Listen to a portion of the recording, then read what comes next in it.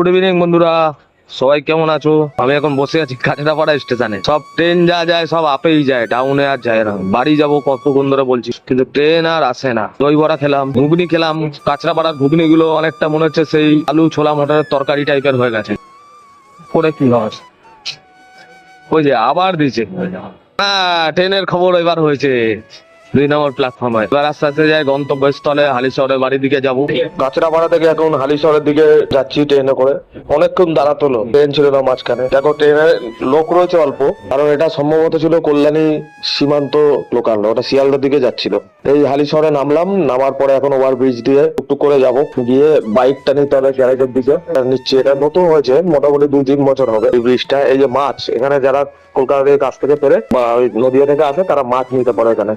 এখানে সস্তায় ভালো কোয়ালিটির মাছ পাওয়া যায়। ওই বাইকটা নিলাম গ্যারেজ থেকে। এই যে এটা যাচ্ছে আমাদের হালিশহর কুমারত্ব, হালিশহর পৌরসভা, আপনাদের স্বাগত। এই যে এটা রবীন্দ্র সরোবর টাইপের আমাদের হালিশহরের খুব সুন্দর জায়গা। এখানে বসে তোমরা টাইম পাসও করতে পারো। আস্তে আস্তে বাড়ির উদ্দেশ্যে রওনা হয়েছি, টুক করে যেতে থাকি।